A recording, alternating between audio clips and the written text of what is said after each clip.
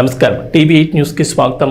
రేకులకుంట గ్రామం బుక్రాయశంద్ర మండలంలో ఇది రేకులకుంట గ్రామమైన గ్రామ ప్రజలందరూ కూడా ఈరోజు ఇక్కడ ధర్నా చేయడం జరుగుతూ ఉంది. ధర్నా చేయడం ఉద్దేశం ఏమంటే జేసీ రవీంద్రారెడ్డి అనే వ్యక్తి మా ఊరికి అవతల సైడు రేణుకా ఫర్టిలైజర్ ఫ్యాక్టరీ పెట్టడం జరిగింది. ఊరికి ఇటువైపు ఆర్జేసీ అంటే కెమికల్ ఫ్యాక్టరీ, ఇది ఒక స్పిరిట్ తయారు చేసే ఫ్యాక్టరీ. గత 8 సంవత్సరాల నుంచి మేము చాలా పెద్ద ఎత్తున గ్రామస్తులందరూ కూడా పోరాటం చేయడం జరిగింది. అంటే ఈ గ్రామానికి చుట్టుపక్కల కొండాపురం, సిద్ధరాపురం, దయాలకుంటపల్లి, రెడ్డిపల్లి కనీసం 4-5 విలేజులకి ఈ ఫ్యాక్టరీ ఎఫెక్ట్ అనేది ఉంటుంది. నిజంగా గతంలో మేము 8 సంవత్సరాల కిందట కూడా పెద్ద ఎత్తున కలెక్టర్ గారికి, హైదరాబాద్ హైకోర్టుకి మేమంతా కూడా సమర్పించడం జరిగింది. అప్పుడు కోర్టు ద్వారా నిలబెట్టడం కూడా జరిగింది.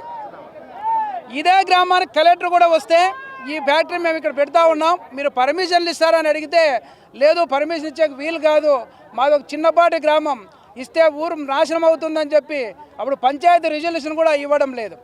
నిజంగా జేసీ రవీంద్రారెడ్డి అనే వ్యక్తి ఒక బలవంతుడు, బలమైన సామాజిక వర్గానికి చెందిన వ్యక్తి. ఈ రేకులకుంట గ్రామంలో ఎస్సీ, ఎస్టీ, బీసీ బడుగు బలహీన వర్గాలు ఉన్నటువంటి గ్రామం ఇది. నిజంగా ఈ రవీంద్రారెడ్డి ఇక్కడ పొలం అమ్ముకుంటే ఈ పొలానికి ఇంకోసారి పోయి పెట్టుబడి పెడితే 100 ఎకరాలు వస్తుంది. మరి ఇక్కడ వాటర్ సోర్సెస్ కూడా లేదు. మరి ఈయన ఎందుకు మా గ్రామం మీద పడ్డాడో మాకు అర్థం కాలేదు. కానీ నిజంగా మేము అనుకోవడం ఏమంటే మా గ్రామంలో బలమైన రెడ్లు, బలమైన కమ్మ సామాజిక వర్గం లేకపోవడమే మా దురదృష్టమేమో అని మేము భావిస్తూ ఉన్నాం.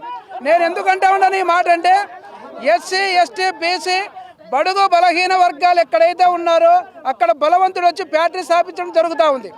మేము ఆయన కాళ్ళ ఏళ్ళ పడి బతిమాలి 8 సంవత్సరాల నుంచి కియోమర్రాను కొట్టుకుంటూ మా గ్రామంలో ఫ్యాక్టరీ పెట్టద్దయ్యా బాబు అని చెప్తే కూడా వినడం లేదు.